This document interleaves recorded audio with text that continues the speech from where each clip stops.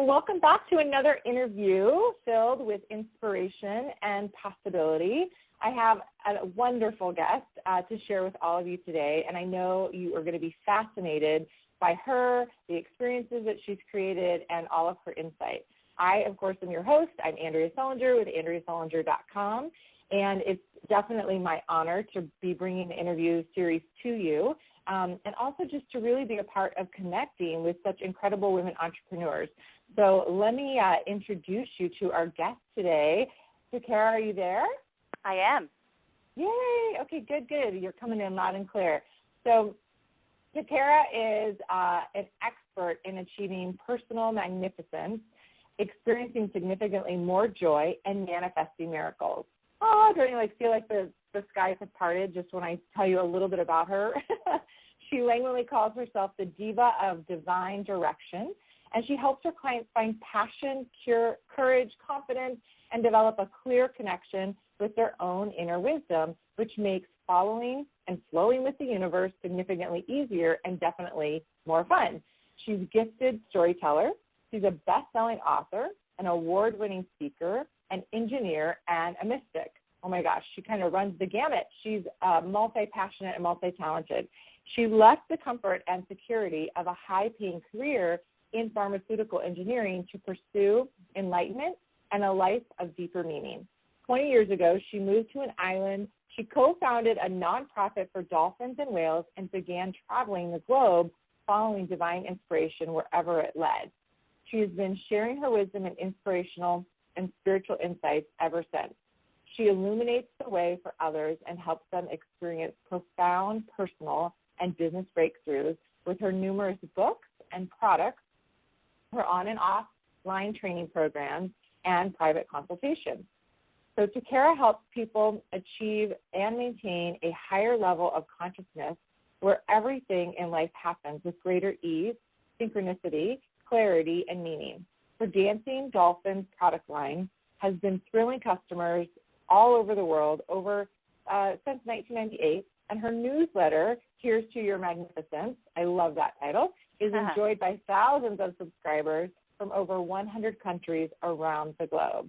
So please, I know you guys are listening, but in your hearts, give a round of applause for our fantastic guest today, Miss Takara. Yay, I'm so excited to talk to you. I'm excited to be here. Good. Who was that person you were talking about? That sounds really impressive. It is impressive, and it sounds so, what I love about it is that it's like, I love the piece where it just talks about you traveling all over the globe, and I thought, yeah, and it feels like all of these amazing gifts and talents that you bring are kind of like, they're from all over the globe. They're just all these, I just visualized all these little strings, like yarn, being all pulled from all over the place, and they're all connected to you, but they originated from, many, many places. Right. So cool. Yeah, I love it. So so tell everybody a little bit about you, maybe on a more personal nature, what do you like to do when you're not in your entrepreneurial space and you're not creating and writing and working with clients, and just give them a little insight into your life. And who I am? Yeah. I love adventure, and I love to travel. Those are, it comes out even in my little bio, but also just the truth of me. I love going to new places and experiencing new things and new people and trying new foods and trying on different kinds of clothing. And I just love immersing myself in the world as it exists today and finding new places that I didn't know were there and new people I didn't know existed and that sort of thing. I find life an adventure and a mystery to solve kind of thing. I love movies. I watch Netflix every day.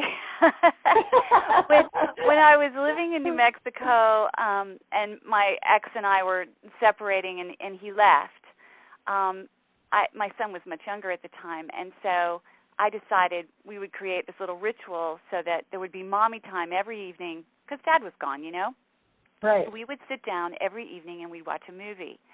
And that has just continued. So every evening we sit down and we might watch a movie or we watch some ongoing series, like a TV program that was a series that you can watch, episode after episode after episode on Netflix. Mm-hmm. We'll get into that. And so I love immersing myself in some other reality, like a show, because I can flow with it, and I can feel what all the people in the show are feeling, and I just really get in there in that world, and I love it. It's so much fun for me. I love that too. That's so funny. I love that you're a Netflix addict. You might have to start a little group. Recovering, right? Yeah, exactly. You know what I love about getting pulled in and just really enveloped by a movie or even a series is that for me it's kind of a time where I mentally check out from the creating and the producing in my brain that seems to never end, right? Which I think is maybe true for most entrepreneurs. So is that kind of what you experience too? It totally is that experience for me. And and I don't know. I experience it on so many levels, but I'm also extremely intuitive. I mean, just all my adventures and a lot of the practices and skills and things I've learned, I've really fine-tuned my intuition. So I literally can pick up a CD, like a disc, a DVD cover, and hold it and look at it, and I go through in super fast-paced all the feelings you go through when you watch the movie. And then I can put it down. And so I know what really matters to me. I don't care how horrible it is in the middle and all the anguish and hardship and all the stuff you go through in the middle of a movie. But at the end, if you come out feeling great, that's the part I want, you know? Yeah, exactly. So I like that it ends on a good note. You know, if the person that you absolutely adore in the movie ends up dead at the end, that's just not cool with me. You know? Exactly. I totally agree. If it's going to be this heart broken where you feel like your heart is like a cracked egg on the sidewalk, it's like, holy cow, now what? I agree. Right. But if you know it's going to come back together, which I have, like I said, this gift of knowing in the end how you're going to feel, I will watch some really unusual movies, and they're fabulous, you know. So I'm really careful. I don't watch anything that's like a horror film or a psychological thriller that it's really disturbing mentally. I don't watch anything like that. Because I just get too sucked in. Oh my gosh, me too. I always think, am I the only one on the planet that is so disturbed by these things? Even sometimes if there's a preview of something, oh my gosh, I'm like, please stop, don't show me. Right. Yeah. Oh, that's funny. What was the last greatest thing you watched on Netflix? Well, the thing that we're watching now, we're into Grey's Anatomy. Oh, and we're watching 2 to 3 episodes a night. I mean, just obsessively watching this show. You know, it's really funny. The one we did that to before was One Tree Hill. A while ago, we watched Wildfire, which is one of my favorite TV series ever, and I'd never even heard of it till I found it on Netflix. Oh, I've never heard of that. Oh, it's fabulous. Well, you have to, I don't know, I can't even explain it. There's just something about that show. It has all the right ingredients and all the right characters. And I love horses, and there's tons of horses in there, and I don't know, it's a great program. Oh, that's cool. I'll have to look that one up. I love horses too, so that might be a good one for me. I loved it. Thanks for the recommendation. That's so cool. Oh my gosh, that's awesome. Well, and you're not in New Mexico now, right? I can't remember. I'm not in New Mexico anymore. Okay. No. I was living out there. I lived there for 9 years, and then when my ex and I decided we were done, you know, we'd gone down our trail and we were finished, and so it was time to start over doing something else. Right about that same time, my father was diagnosed with cancer, and my family was from Virginia, so I decided it was time to move back to the Blue Ridge Mountains in Virginia and be near my family and start again, you know, after divorce and all of that. So that was 4 years ago. So I'm in the Blue Ridge Mountains. Wow, what different landscape even. Oh, yeah. But I've done that forever.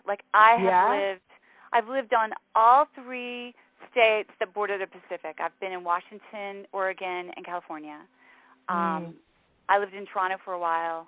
I was in New Mexico. Now I'm in Virginia in the mountains. In New Mexico, you know, it's on a high mesa plateau. You know, it's almost a mile up. Even where I lived in California was almost a mile up, though. So I've got this thing for mountains, but I love being near water. yeah. But now, are you near water now? Because in New Mexico, the town that I live water. in, the town I live in is actually in the bend of a river. So there's streams and a big river everywhere. I mean, it's like 4 or 5 hours to the ocean. That's a little far for me.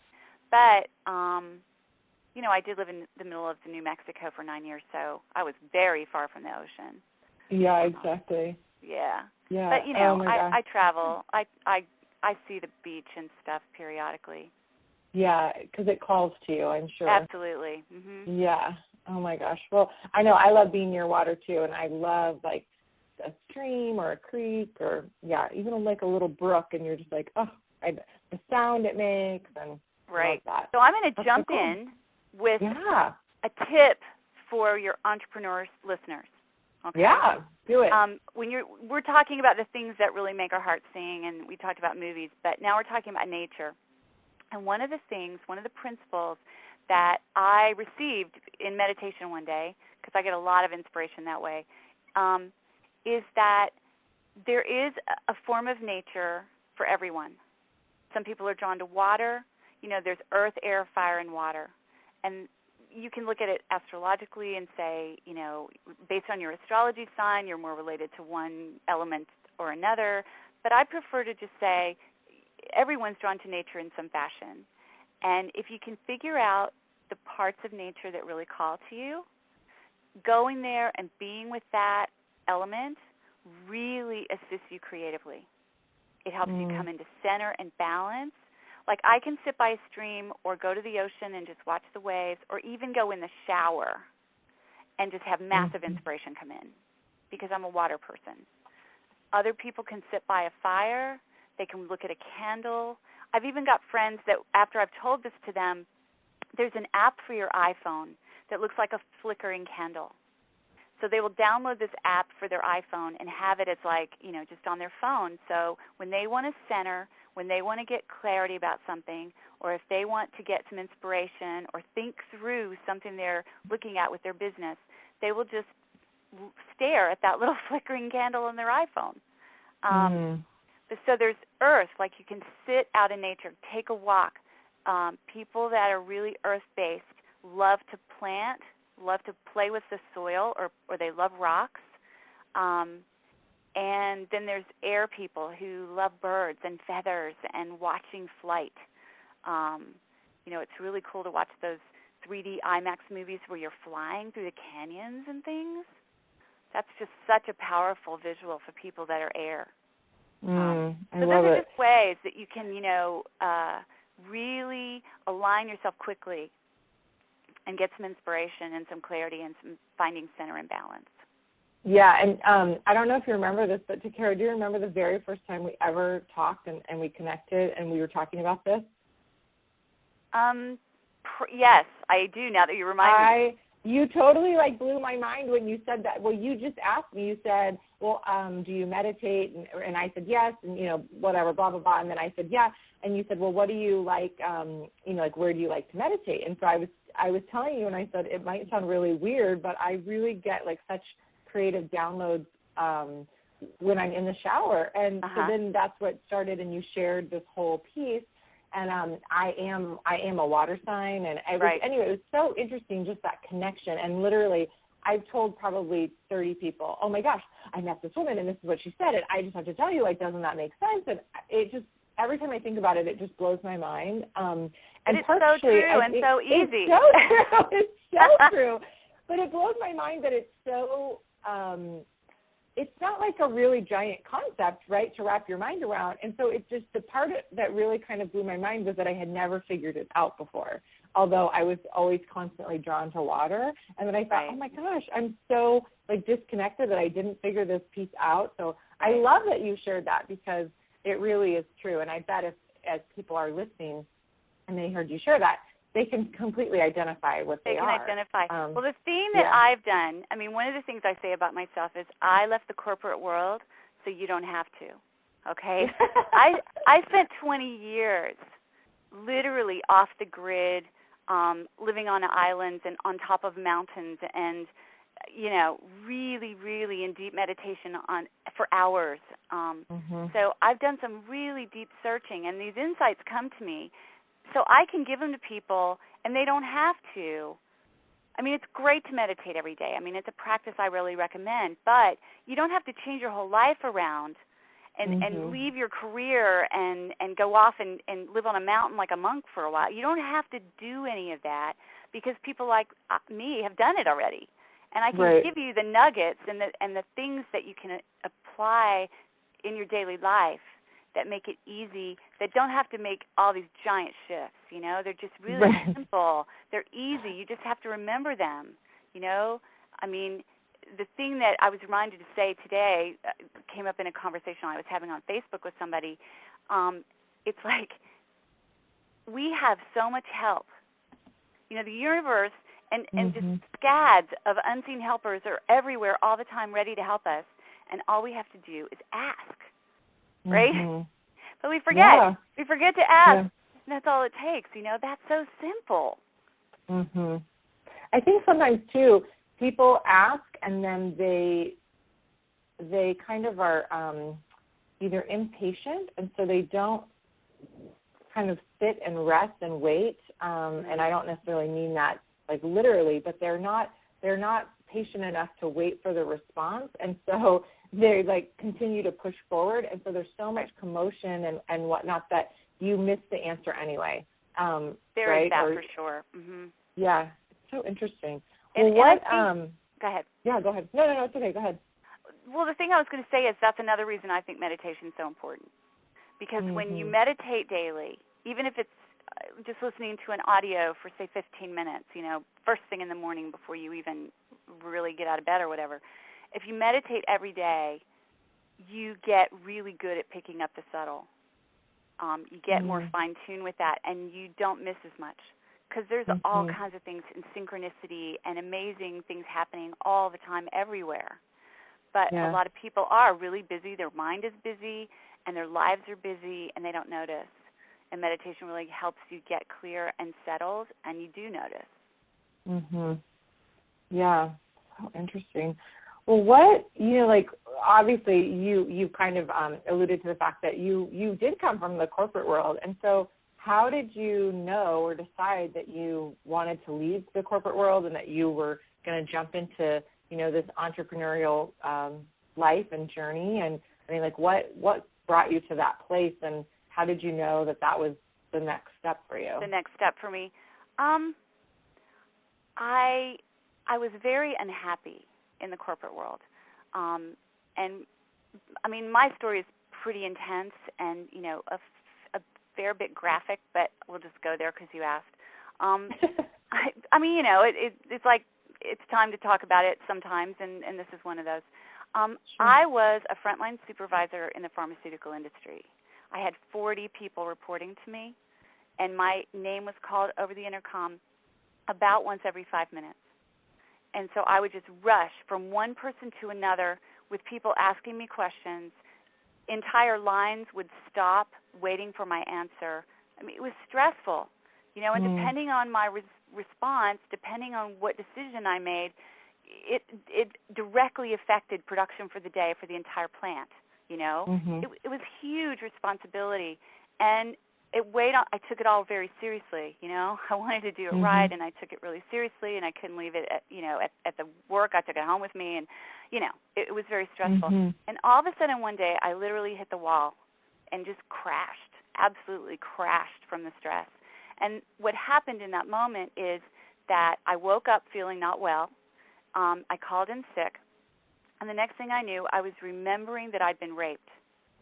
And I had never, like, gone there before, you know. And it was 15 years later. Then the event happened. So I had successfully hidden it from myself. I mean, I knew it happened, but I never felt any emotion. I just shut it all down and just was like, you know, no big deal, move on, you know. But it is a big deal. And eventually I had to deal with it. And so the stress of the job meant I couldn't stuff the feelings anymore. So they all came crashing out. And so I had to literally get real help. You know, I had to get psychological assistance. And blessedly, I was able to take a leave of absence from work for about 3 weeks. So I got to regroup, and I just had this massive spiritual awakening. Someone helped me learn to meditate. That's when that all began. I started getting insights. I started having visions of dolphins out of nowhere, you know. So things really opened up for me really quickly. But I just was not cut out for the level of stress that this job entailed. So I wasn't happy. And it was killing me. My health was really, really suffering. So I decided it was time to do something different. And miraculously, synchronistically, in that moment, I had met this woman who was starting a nonprofit for dolphins in Wales. There is a whale named Lolita that is in Sea Aquarium, Miami, still to this day. And she is from the Northwest Waters off Washington State. I've seen pictures. I've seen actual footage of when she was taken from her family. And they lift her up out of the water. It just, my heart breaks when I see those pictures. And so this woman was helping to create a project to help get that whale returned to her native waters. And because of where I was in business and my love for dolphins and whales and things, it felt like the right fit. And so I left, and I moved to San Juan Island off Washington State, and we started this nonprofit. And that's sort of how it started. I put up a website for the nonprofit, which was the first one I ever built, and that was like in 1996. So way back in the day before there were good tools for that, you know. Right. But so then, it just sort of went from there. I ended up, the lady and I ended up being incompatible business partners. And so she moved to Hawaii, and I ended up in Southern California, and soon I met my husband and went down another trail, and he and I had our own business. Yeah, so that's what got me out of corporate, but it took a little while before I steered into the other. I think a lot of times, maybe not quite so intense, but I think there is that breaking point for everybody. Yeah. Right? There's that something that makes you go, oh my gosh, what am I doing? This is not what I'm supposed to be doing, or this is not what I want to be doing, and I got to do something different. And so, and I also think, it's interesting whenever you really talk to, entrepreneurs about how they started and, what it is they're doing now, there's usually a huge, I think about it like it's this big meandering path, right? And you think it's going one direction. And I think a lot of times entrepreneurs also think that it's going to, whatever path you started out on, that's what it's going to be. But the reality is it may have some of those, threads running all the way through your business for the longevity of it. But typically it turns and it, goes up the hill and down the hill and back forth. It's like it's not going to be what it is that you created initially.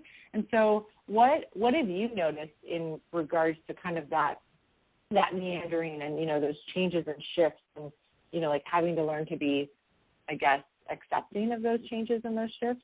Right. Well, I think that for me, I consciously decided 20 years ago, it's literally been 20 years, that my life was going to be a spiritual journey.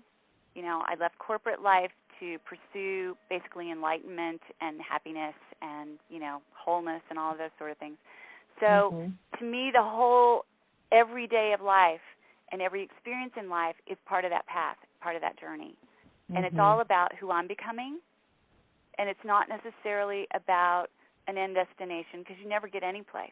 You set a goal for yourself, but I consider it like breadcrumbs. You see this goal up ahead of you, and so you take actions toward that.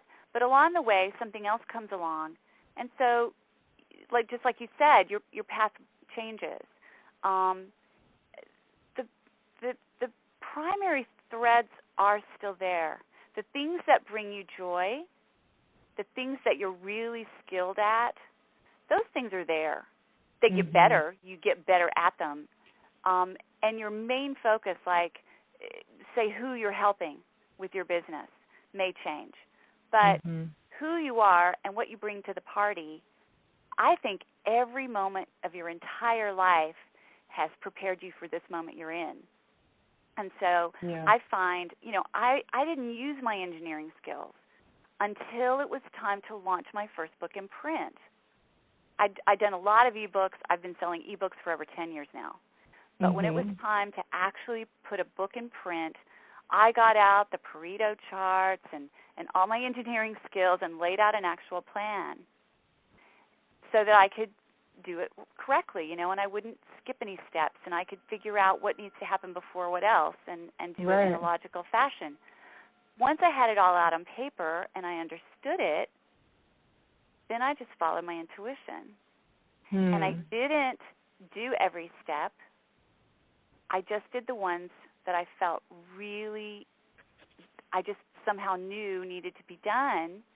So I took a lot less action than most people do, but I still became a bestseller.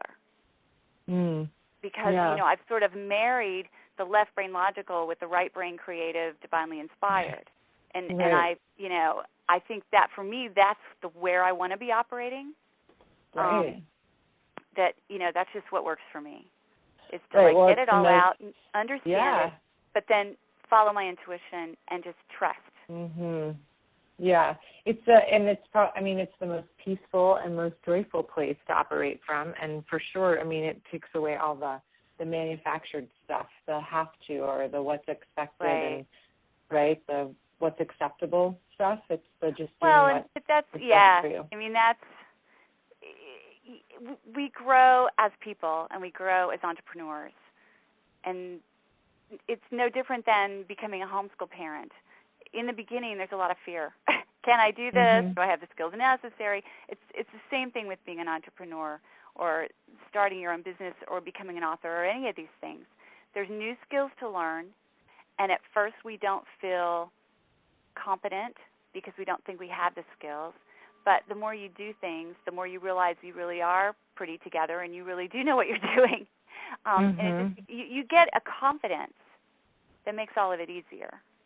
Yeah, for sure. What, you know, like when you look back and obviously hindsight, when you think about, you know, those that first leap that you took or like, you know, putting up that first website and whatnot, obviously you didn't have a huge basis of, I've done this, been here, done that, I've got it, and that confidence level. And so I'm sure there were some assumptions on your part of things that were going to, you know, how it was going to work and what it was going to feel like and look like. And what were some of the things that kind of you went, whoa, that was a wrong assumption. That wasn't on track there.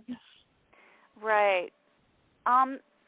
Well, I always thought if you had your own business that you were going to have like a store, you know, like a brick and mortar store where you had employees and sales and people came to your space and, you know, that's kind of what, you know, but I was in the corporate world. Right. You know, I worked for major corporations, I mean huge corporations with thousands of people and multiple facilities, you know, all over the world, that sort of thing. And so I didn't understand that authors are entrepreneurs and, you know, people like what I do is entirely on the Internet. That was all just really starting to happen back then. I mean, the author thing has been going on for a long time, but I didn't know any famous authors that made their living by, you know, speaking and writing books and, you know, making book sales. I hadn't met those people. Right. So my picture of what that all looked like was very different. But when the Internet thing started, I mean, I've been working with computers since the 80s. When I was going to Virginia Tech becoming an engineer, it was the first school in the United States that required their engineering students to get a computer. And they were like the size of a dorm room. Oh, I know. And they called them portable. It was really funny, you know. But we did. We had those big computers were still just around, you know, basically when I was first coming in, they were just kind of going out. But so I've worked on a computer for hours a day all this time, you know. So it's really natural for me to have a computer in front of me for lots as a tool. And so when the Internet started happening and you could put up a website and, say, offer ebooks or products or whatever, it just really worked for me. It made sense. I didn't have to live anywhere in particular.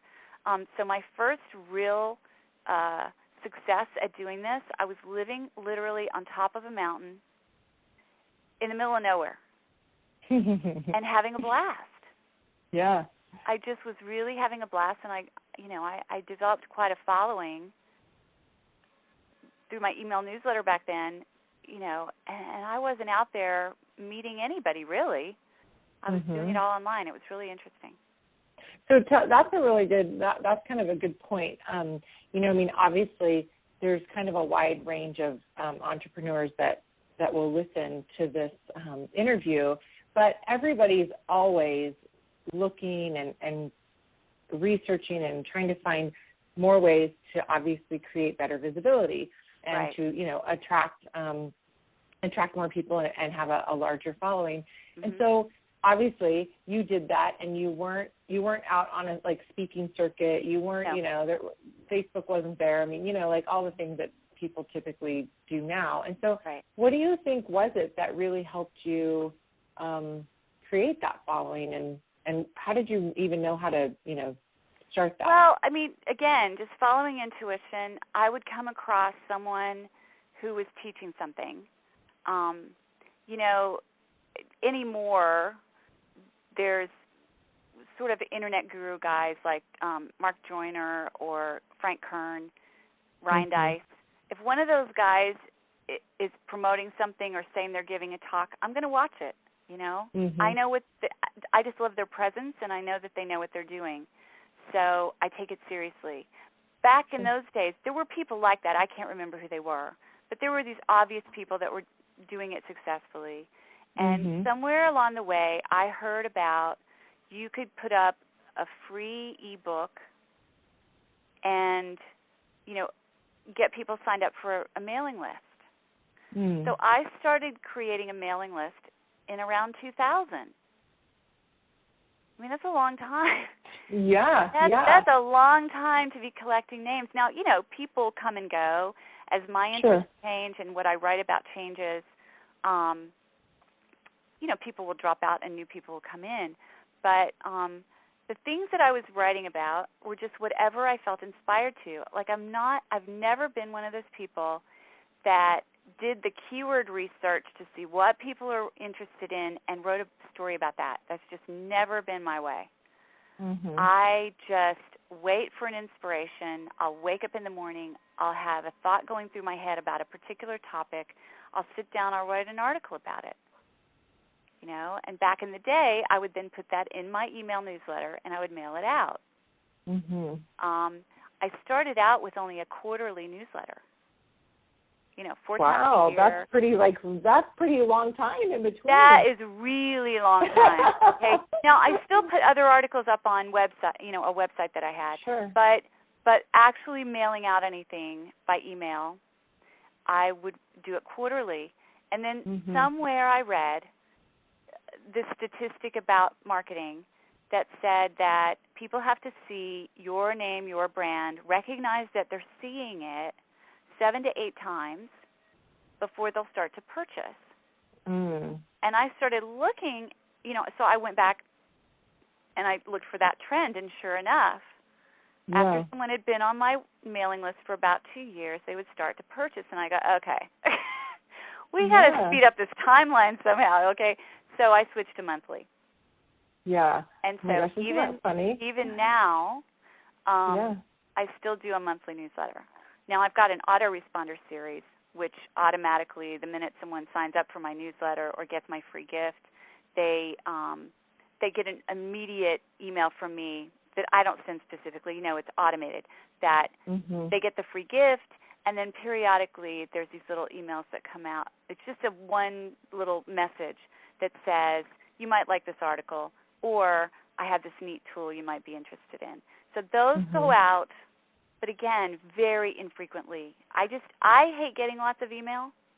I'm on a lot of mailing lists, and if somebody sends stuff daily or even 2 or 3 times a week, I'm gone.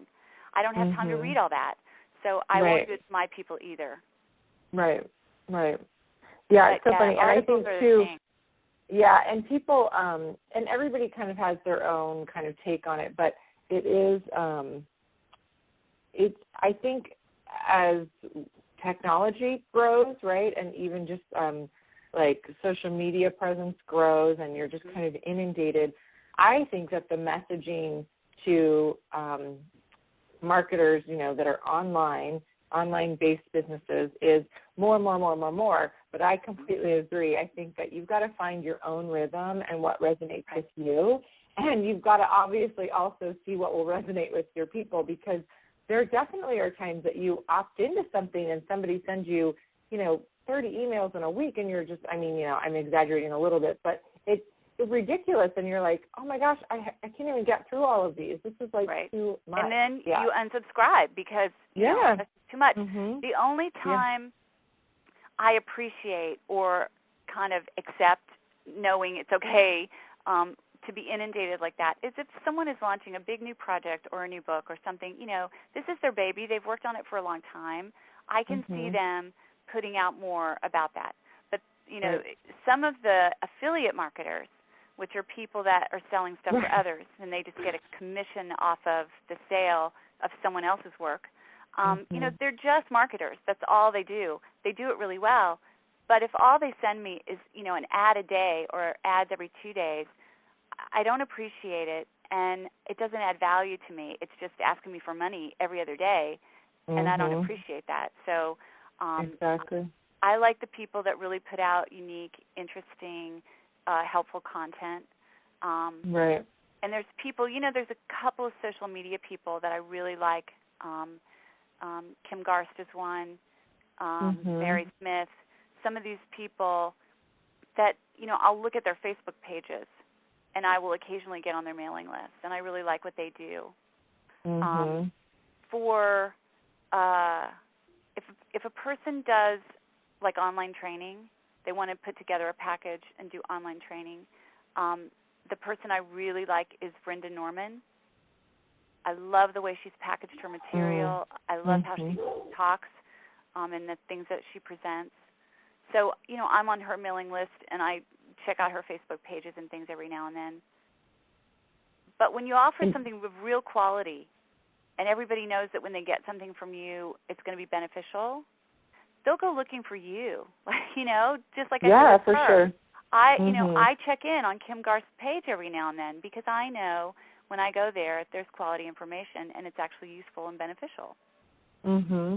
Yeah, for sure. That's the thing. And also, I have to say, just as a side note, I personally do not love really long emails, whether it's a email autoresponder or, a little like newsletter. Like what I like is when it's kind of short and sweet, and then it has the links to everything, so I can go through it and I can go, okay, great. Let me jump over there and like, oh gosh, that really resonates. I want to know more about that. And then you go grab it. Yeah. So but funny. I know. Along that same line, I was switching. I've had an online newsletter since 2000. It has gone through lots of changes, and the graphics have changed, and the format has changed, and so I've had to look at exactly what you're talking about. Do I put it all in the newsletter, which I did for a long time? Every article, the whole article was in the newsletter, because a lot of people were downloading their. It used to not be as easy to go onto a website from an email. Do you know what I mean? Like you just were going to read the email and clicking the link and going off of there wasn't what it is today. So I included everything. But I made the decision, I can't remember when I switched it last. A few years ago, I started inviting others to join in, so I have a panel of experts, and others also contribute to the newsletter monthly. And so we went to that format where it's a few paragraphs maybe and then a link, and so people can choose. But there are several articles in each newsletter. But again, they're only going out monthly. Right. Yeah, it's not like every other day. Yeah. But I also, I did a questionnaire to my list and asked them what they would prefer. And the answers were so mixed. I mean, it was almost straight across. Some wanted the whole thing, some wanted the link. So it was just really individual. And so I just had to make a call. Yeah, and you're not going to please everybody. I mean, I guess as an entrepreneur, you just got to know you're not going to please everybody, and you just got to be okay with that. Great. Well, the other thing is, I think you need to really find. Yes, you need to. What's the word? You need to support your customers and clients, and provide them with what they need. But you also need to do it in a way that's comfortable for you and natural for you. So it takes a little while to figure out what that is. But the more you know yourself, and the more you know your strengths and your weaknesses, and the things that you love and the things that you don't, and you can structure your presentation, your marketing methods, all of that with that in mind. You know, people that are shy don't need to go to networking meetings. Right. It doesn't work for them. You know, but somebody will tell them they need to go.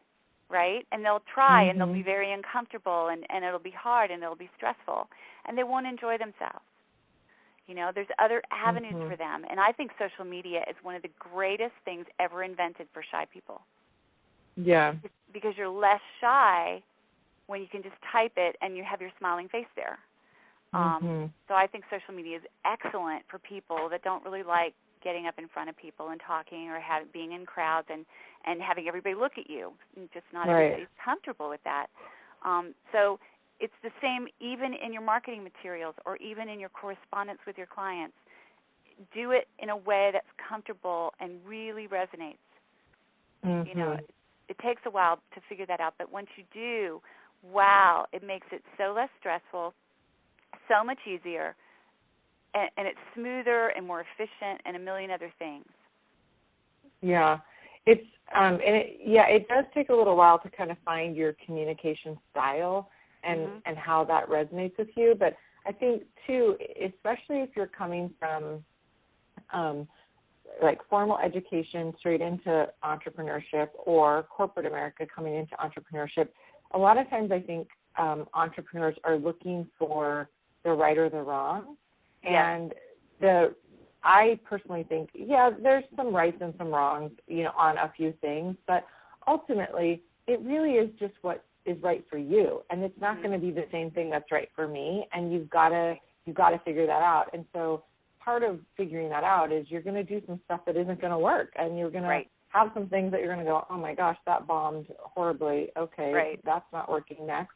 But it's just, you know, like it's just a process. And the other thing is that you've got to remember that as an entrepreneur, you know, it's you. I mean, you're all departments, you're all things initially, typically, right? Not always, not in every case, but typically, and you've got to really, like, I think guard yourself from so many things. But like, I know for me, you know, when I get into a funk, that is like, I had to learn. It took me so long to learn how to be okay, and to kind of feel that, listen to that, be like, ask myself, okay, so why am I feeling this way? What is this supposed to be explaining, showing, telling me? And then figuring out how to, like, deal with it. And I mean, what do you know, especially I think entrepreneurs are such creative, like, beings, and so they're constantly in that creative mode. And when that creative, whatever kind of, I think of it always as a faucet, when that faucet kind of gets turned off because it needs a break, you know, what a lot of times people, at least I see, entrepreneurs kind of freak out until they really learn that there is a creative process that we each have. There is. It's different for everybody. There is a process, and it's different for everybody. And, you know, as an author, I listen sometimes, especially when I was first getting started doing it, what I call more seriously. Okay. When I was doing ebooks, you know, I can put an ebook together really quickly because the information just comes. I write it down. I edit it. I have somebody look at it. It all looks pretty good, you know, and I can promote the thing. But when you're going in print, it's a whole other animal, because it felt like this is a serious thing, you know. It's going to be in print, and so you can't just, like, edit it when you find a mistake and, like, put up the new version. You know what I mean? Right. It's going to be there. So So I took it a little more seriously when I was going to do something in print. And so I was listening to other authors and their processes and what they recommend. And there are, especially fiction authors, that have a process that is every single day at a specific time of day, they sit down and they write X number of words. Okay, that's the process.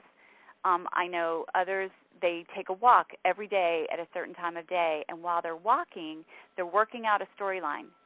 And as soon as they get back, they go to the computer, and they type it all out, and that's their process. Well, right now, I'm leading a book collaboration where there are 20 people, including myself, each writing a chapter for a book we're putting together. And so I'm sort of the coach on this writing project. And we got into this discussion with all the different people. Many of these are already very well-respected published authors, that are doing very well as published authors. And others, they're new to this. This is their first, actual publication. But even the pros were curious about this discussion and really liked what I had to say about it. And that is that when you are truly a creative being, when you're truly in the flow, it comes and goes like the tide, okay? It comes in as a wave. And when the wave is in, you just sit down and you write, or you create your thing, whatever it is you're working on, and you stick with it. And it could be days. It could be a couple of hours. It could be a couple of days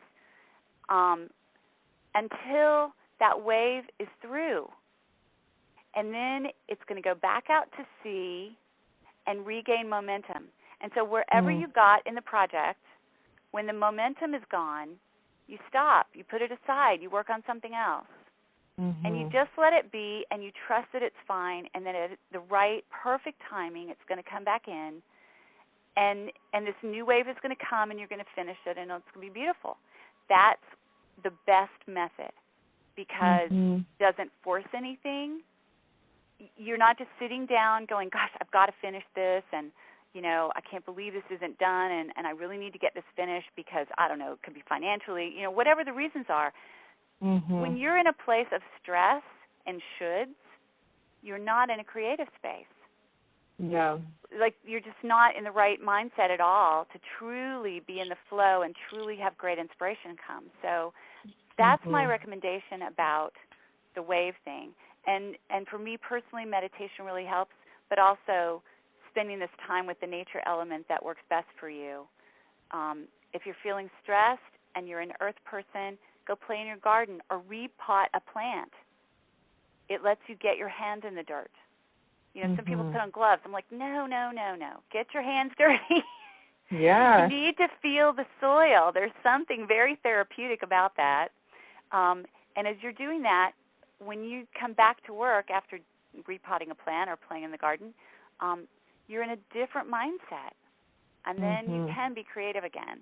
So that's and when it does turn on, I think you've got to just know that you've got to be flexible enough to really grab hold of that.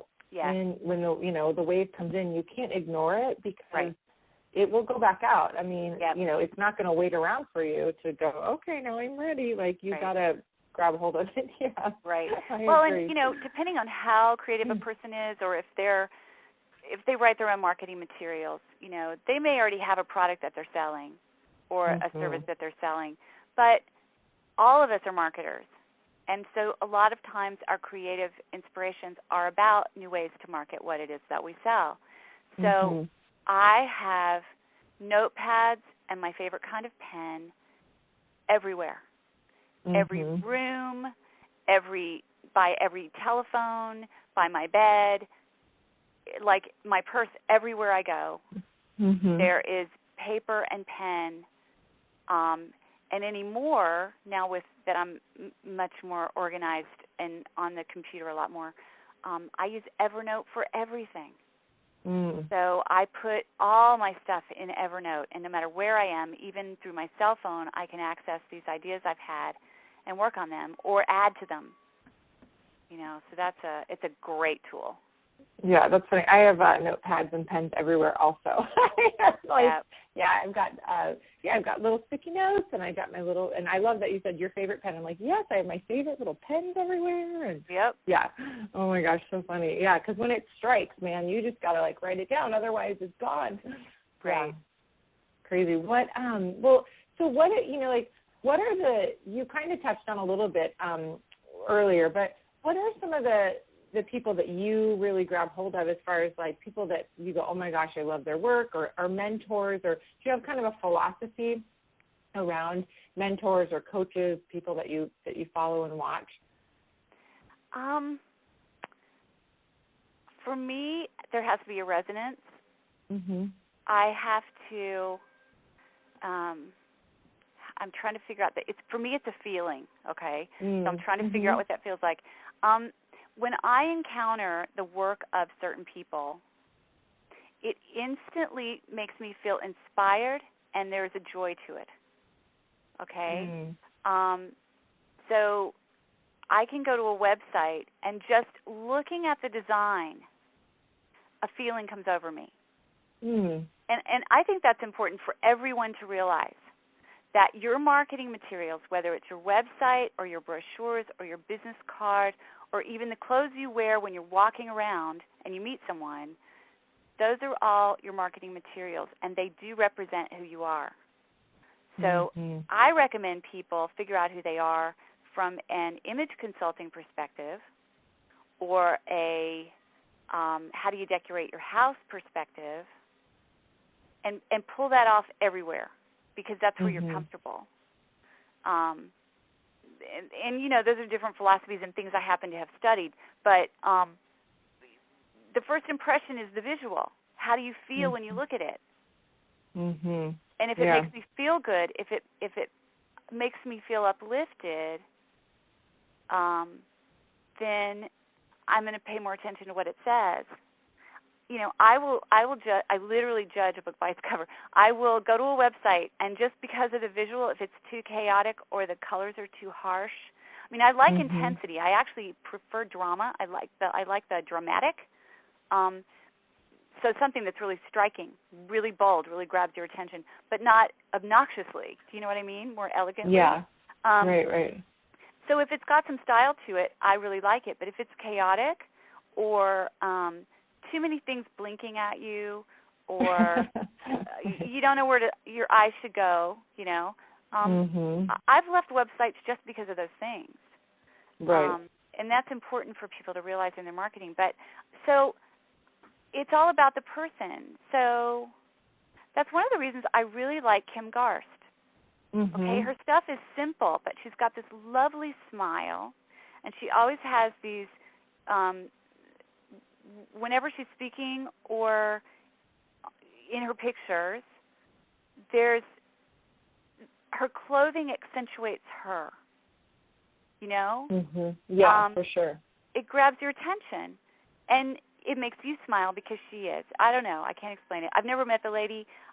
We recently were on the same radio show together, but it was separately interviewed, so, I haven't actually met her. But it's something like that. So there's these people that just – here's the other thing. Okay, this is really the truth of it. I finally figured it out. People that really know what they're doing and are really comfortable with it, Frank Kern, Mark Joyner, they know who they are, and they don't jump through a million hoops and bells and whistles and are in your face with this rah-rah crap. Right. They're not beating you over the head, say, rah-rah, look at me. They command your attention because they so know who they are. Now, somehow, when you make the kind of money they make, that helps that, You get comfortable with who you are when you're in a certain level of income. It brings on a presence, and so that's part of it. But when you really are passionate, but without being obnoxious as a marketer, those people, they just come at you, they speak too quickly, everything is you got to do this, and, buy right now, and right. all the stuff. That's so manipulative. And these guys don't play any of those games at all. They just say, hey, I figured this out. You might want to take a look at it. I mean, that's how laid back Frank Kern is. Mhm. And yeah. And there is a sense of security that is transferred from them, their speaking, their emails, their websites, to the reader and the viewer. That's right. Yeah. You know what you're sure. saying, and you're not trying to convince anyone. Right, right. And because you know, they can tell. That's the difference. Mhm. So really, for me, all of it is, it's all an inner game. Mhm. It's who you become. It's the level of confidence and clarity you have about yourself and what you offer that other people just can completely resonate with, and they know, and they're drawn to you. Mhm. Yeah, and it is. You know, I mean, I always tell people, if you're not into personal development, don't become an entrepreneur. I mean, you should go back to the bank, because it's such a journey of personal development. I mean, it just, and it never ends. So, I mean, if you're going to get tired of it, then again, don't go down this path. Right. Well, and the thing is, too, if you really want to be successful, and around that whole, it's a personal journey and it's an evolution that requires, the biggest thing it requires is that you get comfortable with being uncomfortable. Yeah, for because sure. Because you have to take steps that you're not comfortable doing. You know, when I was about to launch my book, I had to take a step I really didn't want to take, but I knew I had to. And I waited and I waited and I waited until like the very last minute, and I finally just had to psych myself up and say, look, if you don't do this now, no one's going to do it for you, and the book's going to come out and no one's going to know about it, and all of this effort and time and energy is going to be wasted. You have to do this today.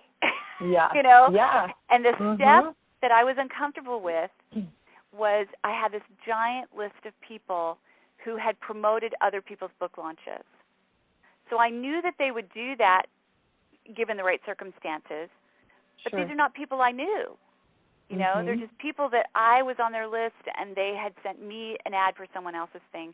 So it was now my job to go to them and say, I have a book coming out.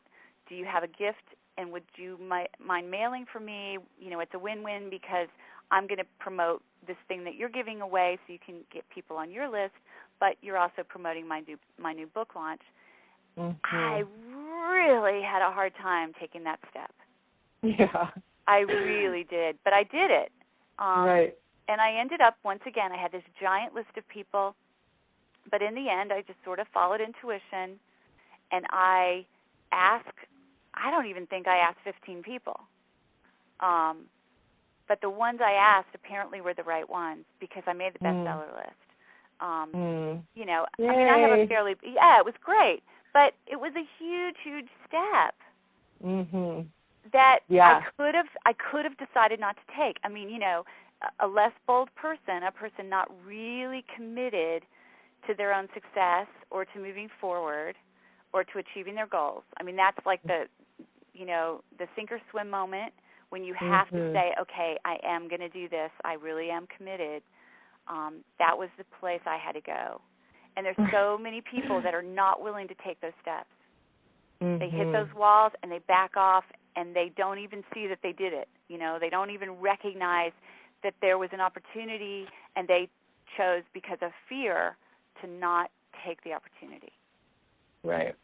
Yeah, it's so one of the things I know for me about taking those steps, and whether they're big or they're small, the fear is still the same, right? The same giant on your back. And what I have found is that even if I don't get the result that I want, once I take the step and the action movement, I always feel so much more at ease and accomplished about that I just took the step, right? That I kind of obeyed the internal, messages of, you got to do it, you got to do it, you got to do it, and doing it. And then I also realized too is that if I don't get the results that I want, it doesn't change anything. Like I'm really kind of still in the place, especially if it's about something, like production-wise.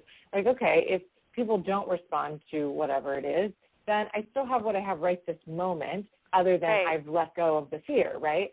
So you've let go of the fear, and you're not a failure. Exactly. Yeah. Like you're not really a failure. Well, the thing that, as you were talking, and I was thinking about, like, you know, when you said it feels like the stress and all these things, I started to laugh to myself, because what I realized is I have this completely unfair advantage, and that is that I have a whole product line of products that help people with stress and doing all this stuff. So, you know, I'm rubbing my oils on myself, and it really made a difference, you know.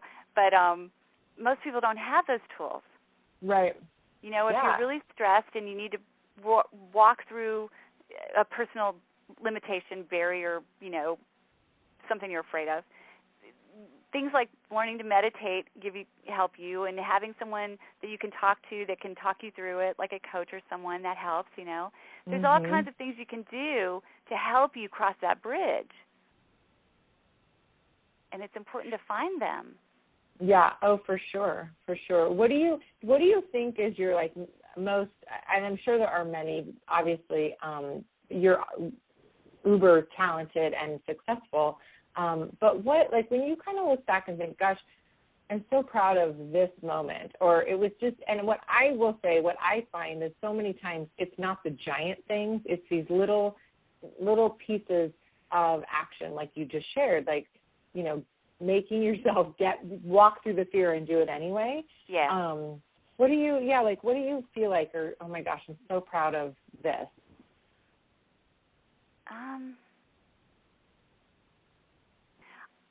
There are so many. I mean, I'm one of those people that I take a lot of risks. But the risks are ones that I feel really in my heart led to take, you know. So I've done a lot of things most people will never, ever do. Right. And a lot of it is on faith. Just it feels right. An opportunity showed up, and I just grabbed it by the horns and took it, you know. So probably the biggest one like that has nothing to do with business, although I ended up writing a book while I did it, okay? But my intuition, just a fleeting thought that went through my head one day, was to look for somebody that I once knew. When I lived on San Juan Island, when I had first moved out there to start this nonprofit for dolphins and whales, I met this guy out there that was, he took photographs of orcas. He had his own gallery. And it just occurred to me, I wonder if he ever made it big. I wonder if he ever got bigger than a gallery on the island. But, you know, is he nationally known now? And, you know, it was a fleeting thought. So I looked him up online through Google, and I found that he was on Facebook. So I friended him on Facebook. And then a few days after I did that, I had another fleeting thought. And that fleeting thought was, you know, it's a small island. And if he's on Facebook and there's only a few people that live on that island, I bet there's a bunch of people on his friends list that I know, you know, that I've been out of touch with. And so I went back to his Facebook page, and I started scrolling down names. And I came to this name, and it made me just bust out in a smile. I hadn't thought of this guy. I hadn't heard from this guy. I knew nothing about where he was for like 15 years, and I see his name there, and I'm just instant smiles, okay? So I friend him on Facebook. And the minute I friend him, we start email conversation. He's in Puerto Vallarta, about to travel around the world on $1 million yacht, his lifelong dream. He's inviting me to come. Wow. And I'm like, what? Okay. So I haven't seen him in 15 years. We've never dated. And he's inviting me, you know, to jump on board. And, you know, I'm like greatest tropical, you know, I mean, this is like, I would just go crazy. This would be amazing for me. But I have a kid and I have a job. And, you know, I'm working, and I can't do that. I mean, there was a time in my life where I would have done it. I would have been on the plane tomorrow. But my life has changed. So I laughed, and I said, yeah, no way. And so then he would travel to the next island, and he would send me pictures and, tell me how wonderful it was and invite me again. And he island hopped all through the Pacific, and then every single time I laughed and we, bantered back and forth, and it was really fun, and I got to see great pictures. And every single time I assumed I was going to say no. But then he sent me this email one time, and it said, I really need your help. Some of my crew is having to fly back to the States. There's something with taxes. I really need someone else on board. I can't run this boat alone, and I need someone to come in Fiji and go with me all the way to Brisbane, Australia. It would be about a month. And every part of me knew, okay, I'm coming. And so, my email back to the guy was, okay, well, I can't be gone that long. I have a kid. So he says, bring the kid. So my son and I flew to Fiji. We got on this $1 million yacht, and we island hopped for 6 weeks. Oh, my gosh. We never did make it to Brisbane, Australia. We were supposed to be there in a month. It had already been 6 weeks, and we were still in New Caledonia. And it was 6 more days across to Brisbane, and my son got sick with chicken pox. And we had just decided, okay, we've already been here 2 weeks longer than we were supposed to, and, whatever. So we ended up flying back, so I never made it to Australia. But that adventure was all because I followed those little intuitive promptings that most people don't even notice. And if I didn't happen to have a friend with $1 million yacht, there's no way I could have afforded to fly there and stay in, high-end resorts and the kind of staying that we did for that length of time. You know what I mean? Sure. Oh, yeah, sure. I mean, it was just this massively amazing opportunity that the universe presented to me. So, that's the kind of things that happen. And being an entrepreneur, I can do that because I work for myself. Right. You know? So what do you like? Yeah, I mean, I know that experience. Like, it's never. Yeah, I mean, it could have been gone so quickly. Right. Oh, yeah. Yeah. So but awesome. The same is true in everything in business. Sure. Every moment of every day, when you're clear, when you are crystal clear about who you are and what you're about and what you're offering, you have these whims that, wouldn't it be great if I got more radio interviews? Or wouldn't it be great if I met more people locally? Or wouldn't it be great if I got some local press? Or whatever it is, you have these whims. The minute you put out that thought, the universe picks it up. And it starts sending you these little things that you really have to be looking for them, and they usually come at you from the side. They're not directly in your face. They don't land right in your email. It's more of like an offhand comment on Facebook. Or you just think, I wonder what so-and-so is up to, and in the middle of a conversation with that person, something that you've been thinking about comes up in your mind, and so you speak it, and the next thing you know, they're giving you a reference for something. It's really about noticing the subtle and being clear. Yeah. And being willing, I think, to acknowledge it and make a decision for it. Right. Right. Yeah. So interesting. I love that. I'm like sitting here thinking, I want to be on a yacht for 6 weeks. How great would that be? I'm like envisioning this trip. What, so what, like, I mean, that do you want to know how I did that? Yeah. Do you want to know the tangible thing that I was doing that I did not know I was doing? Yeah. Okay, I'll tell you. Okay, so here is the thing for those people that want to do manifestation, okay? What I have learned, sometimes I teach about vision boarding and all that sort of thing, how to set your goals and get clear about them. But what I have found is that there's 3 ways that people get intuition. Some people see, some people hear, some people feel. Okay? And so what I say is, prayer or you saying affirmations or meditating or whatever, that's you telling the universe what you want. And your intuition is the universe or God's response. So you have to know what those methods are. But depending on which way you receive information, that's the way you should send it when you're asking for something, okay? So I'm clairsentient. I feel things. I know things. Like I said, I can pick up a thing and know all the feelings you'll have if you watch this movie. I'm extremely clairsentient, okay? I touch stuff. I go in stores and I touch the fabrics because I like how things feel, okay? So for me, it's all about the feeling. Well, for some reason, I was absolutely obsessed with pictures of the tropics. And I couldn't figure out why, but I just had this feeling that I needed to change every website I had, all my social media platforms, everything. The background visual needed to be this particular beach scene that I found and purchased on iStock Photo, okay? So it was this gorgeous white beach with this beautiful turquoise sea and a palm tree. And so I made new backgrounds for Facebook and YouTube and Twitter and all these things.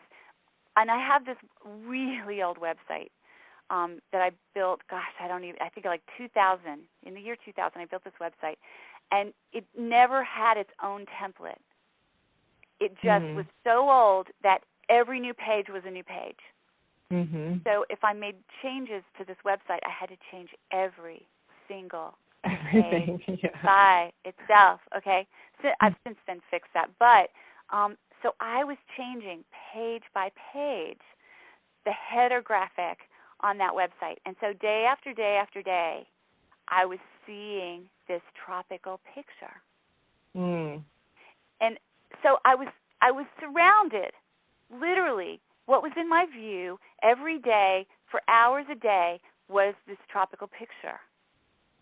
And somehow my consciousness was placing me in it. Do you know what I mean? Yeah. Oh, yeah, for sure. I was in the middle of doing that when I had this whimsical thing happen and I ended up flying to Fiji.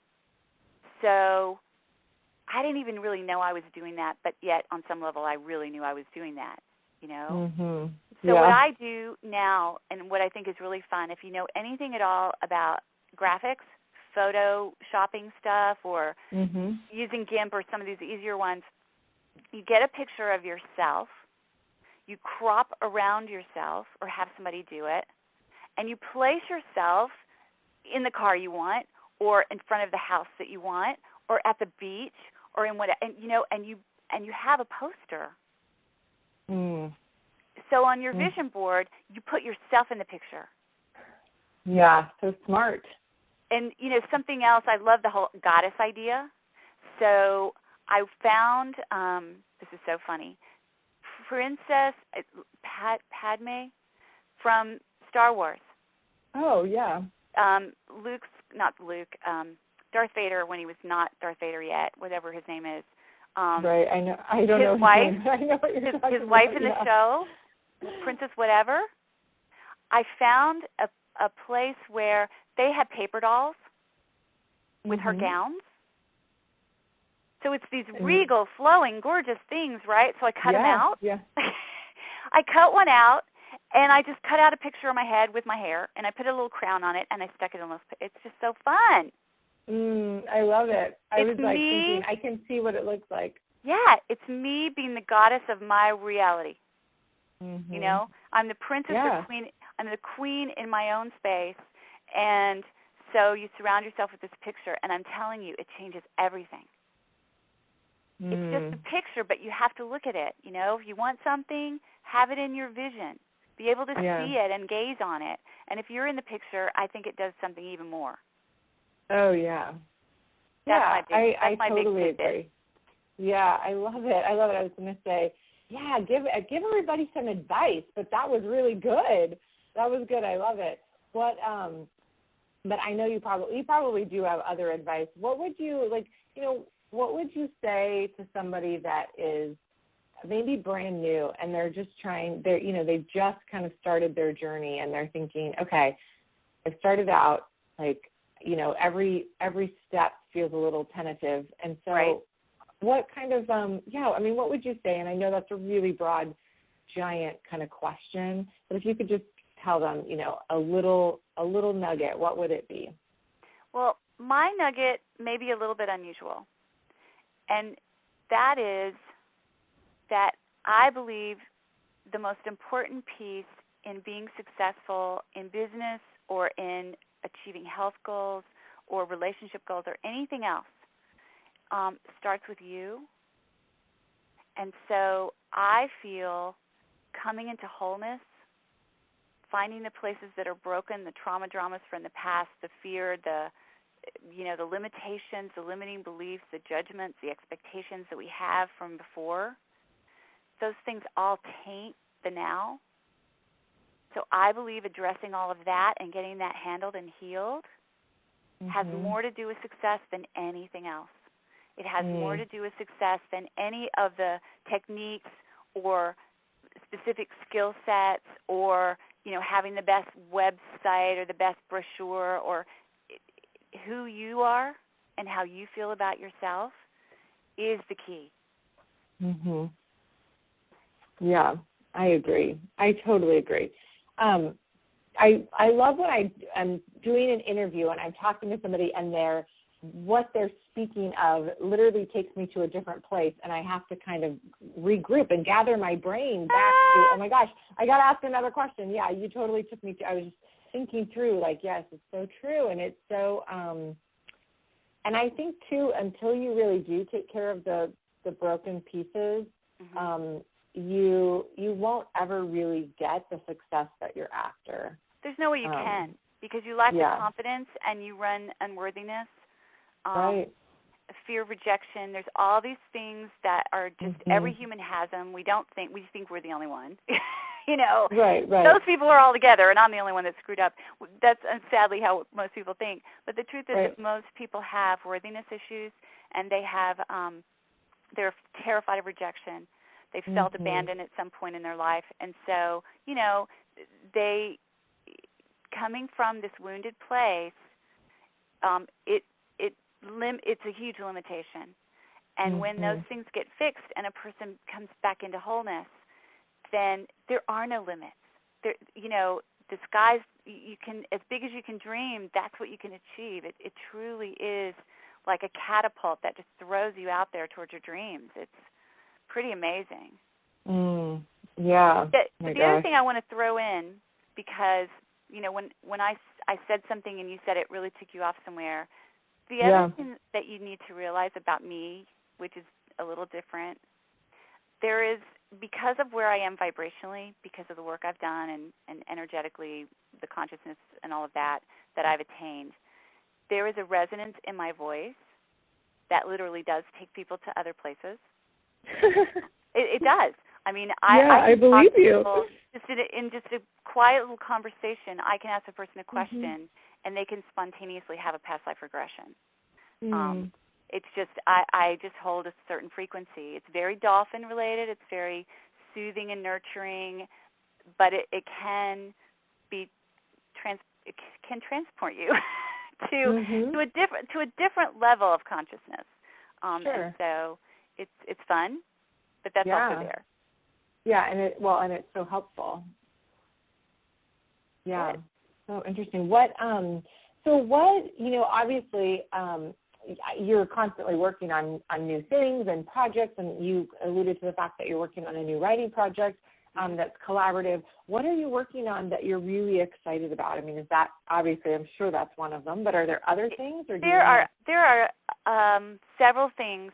I'm a multitasker. I've always been that way. I always do so many things. Most people are like, how on earth do you get all that done? But I do this wave thing where I work on this until the wave goes out and I put it aside and I work on the other one, and that's how it works. So the biggest kind of exciting thing, I don't know if it's the biggest, but there's a very big thing happening in March in Hawaii. I've been asked to speak at Cetacean Summit Hawaii 2014. There's a Facebook page about that, Cetacean Summit Hawaii 2014, that 25 dolphin and whale experts, a lot of them that deal with dolphins, whales, and human consciousness, are all coming together on the Big Island for a 5-day conference. And so I'm one of the speakers at that. So that's a big project that I'm working on, and it is that group of people that I invited to collaborate with me on a book together, and 20 of the 25 said yes to the book collaboration, and the rough drafts are due this Wednesday, so the book is starting to come together. We're hoping to have that published, I'm thinking right around Christmas. And the idea was to get that out there. It's a way for people to find out more about dolphins and whales and how each of us came to be connected to dolphins and whales, but also what dolphins and whales offer as far as vibration and energy and information. And there's a whole healing process that can happen when you're connected to dolphins and whales. So that's what the book collaboration is about, and I'm leading that. So it's it's a big part of something I'm focused on. Yeah, that's exciting. It's very exciting. One of my good friends, I'm doing a couple of collaborations. I'm putting together some training right now with two of my dear friends. One is local and one is in Albuquerque. It's actually, she's sort of my best friend, mentor, business partner, soul sister. We're on the phone every day for almost an hour. We've been doing that for about 10 years. We've helped each other grow a lot. So she's one of the things I do when I need to come to center or find courage. I just call her. But we're putting together some training, and also with a woman locally who's a friend of mine and quite an entrepreneur herself. We're putting together some online training for entrepreneurs that address all these things, not only the external skills. And for me personally, I walk people through how to be successful online, but also all these internal skills and how to heal a few things and how to get very, very clear. Because the piece about if you work on yourself first, then from that place, when you look at who it is you want to be and what you want to do, you have much more clarity. For sure. Right. So when you're more wounded, you're not coming from a real clear place. There's I don't know, it's like the glasses are dirty, Yeah. with these specks from the pain from your past and the places that you have some fear. But when that's all fixed, or mostly fixed, we're never done, but, when a lot of it's healed and you feel much more whole and together and confident and centered, you have a lot more clarity. And so the direction you want to go in becomes much more obvious and easy. I find it comes much more easily to people. So we're working on that sort of thing. Yeah. Oh, that's exciting. Oh, my gosh, you've got your hand in some big projects. Right. That's very fun. That's so cool. Well, tell everybody, obviously, this is just such a, like I said at the beginning of our interview, this is such a little snapshot into your life and into, who Takara is and what she has to offer and the community that she has built and established. And so obviously people are going to want to connect with you and continue the conversation and the journey with you. And so what's the best way for them to seek you out? Well, the easiest way to find me, and I have a lot of websites and I'm all over social media, but the easiest way to find me is to go to magnificentu.com. That's www.magnificent.u.com, and that's all lowercase, or I guess it doesn't really matter. But on that page, on the top on the right, you can get my ebook called 7 Secrets to Dancing Through Life Empowered, Enriched, and Enjoy. And that also gets you on my mailing list. And, tooling around that website, you can see how to find me on social media, and it's just probably the best avenue. Yeah. Oh, good. That's perfect. Well, I like I said, I'm totally honored that I get to do these interviews and that I get to connect with such fascinating women like yourself. And any parting words before we say goodbye? The thing that comes to mind is remember that you are unique and special, and there's only one of you. And only you can bring forth for the world the unique gifts that only you have to give. So do it boldly and with great confidence and joy, joy, joy. I love that. I love that. Yeah, a lighthearted and joy-filled life. Oh my gosh, I love it. Well, thank you. Thank you for your transparency and for your time and all of that you shared today. I mean, it was like we kind of ran the gamut from one end to the other, and I am so appreciative. So thank you. Well, thank you for inviting me. It's been delightful. Oh, good. I'm so glad. Well, you guys, I just want to conclude our interview today with the fantastic and fascinating Takara. And please make sure that you check out her website and find her and connect with her on social media as well. She, like I said, really, she has a plethora of amazing insights and products and programs to offer every entrepreneur. It doesn't matter where you're at on the spectrum of your journey, whether you're brand new or you're just really rocking and rolling or you're somewhere in between and you're trying to figure things out. So until the next interview, thanks for listening, and I can't wait to talk to you guys again.